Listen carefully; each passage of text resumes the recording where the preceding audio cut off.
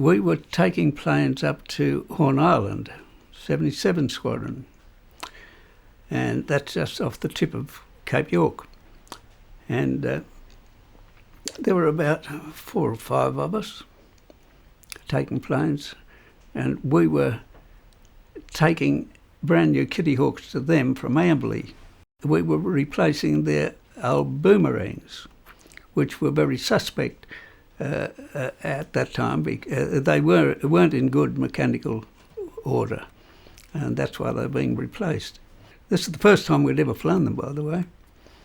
We were told, they were a bit suspect, and so I instructed all my blokes. I said, now, as soon as you get across the water to the mainland, or even before, don't try to turn back, whatever you do. Just keep going. And when you do get to there, whether your motor's running well or not, keep right on the beaches all the way down to Cairns. We were going to Mareeba, up on the tablelands. Fly right down to Cairns, then go up and over to Mareeba. And but don't leave the beaches, whatever you do. They're a ready-made forced landing ground. And so I arrived at Mareeba. Everyone else came. One fellow didn't turn up. A fellow named Fred O'Brien. He didn't turn up, so I was sure he'd be on the beaches somewhere. So then we then got to Brisbane again, and we picked up the next group of half a dozen Kitty Hawks to go up, and the plan was to look for Fred on the way back. It was only about 2 days after, and our first stop was at Rockhampton. As soon as I started to lose height going into Rockhampton, the nose of the plane kept going down. Felt nose heavy, and of course I'd trim it back with the trim, elevator trim, and anyhow it kept on getting down, and so then finally it got its head right down, and I went for the trim again. It was full on. It should have been doing loops, and so then I pulled hard on the stick.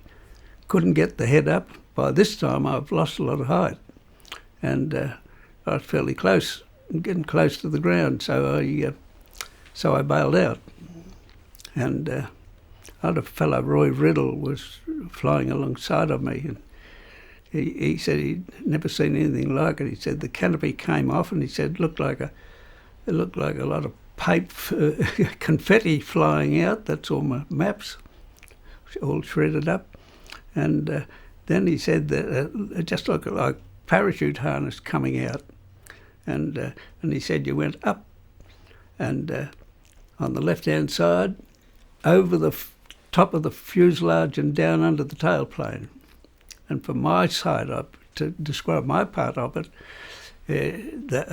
I was knocked unconscious really when I put my head out, because I was going at terrific speed, and the airstream and the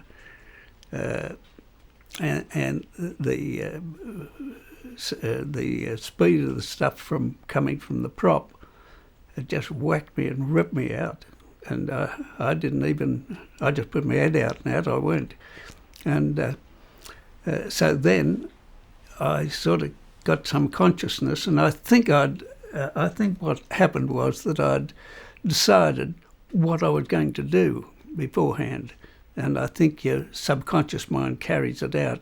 And I can remember reaching for the ripcord, searching for it, and I must have got it and pulled it, because all of a sudden there was a whack, and that was the canopy opening with a great crack, and here I was hanging, and I didn't have time to appreciate anything.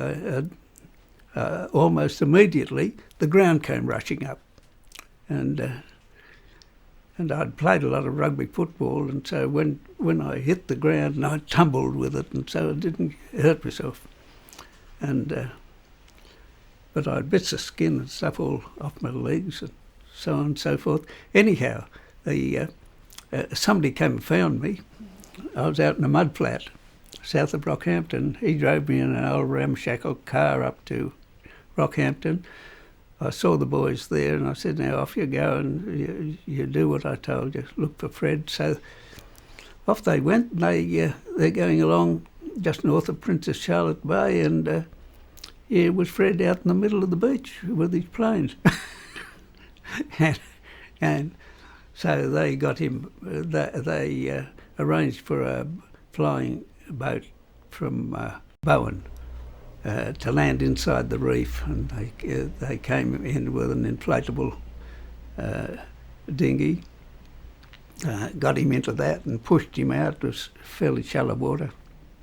When they got out there and unloaded him into the plane, they then couldn't get the thing to deflate. They did everything. They couldn't get it into the... It was one of those things with a prop at the back of you. We call them a duck. And anyhow, so one of the blokes says, yeah, I'll fix it. So he got his knife and just stuck his knife into it. And that was Fred. And he spent a couple of days there, and he got enough water on the engine covers that he spread out with oily engine covers. He got enough water from the dew overnight to drink, and he got some sort of shellfish or something out of the shallows. I learned a very essential thing. You see, they say break this window and get the fire extinguisher out and do this and do that. There are red signs everywhere of what to do. In the Kitty Hawk, your canopy has the jettison thing just up here above your head, and because you pull that and off goes the canopy, and so you're free to bail out. I'm hanging onto the thing, left hand, and reached up and pulled it. Canopy didn't go. So immediately, I mean, the next thing is you must go for the handle to wind it back. I went for that and it flew off. And I had never read carefully the instructions for jettisoning your canopy. And it reads, turn 2 rounds of your handle here, and then pull this. So here I was stuck in there. If I hadn't gone for the hand thing, I would have still been about 10 metres under the mud flat. But it's a good lesson. I mean, you know that says you pull. You see the red tab up there to pull. The natural thing is, oh yeah, that's what you pull. And but you got to read the fine print.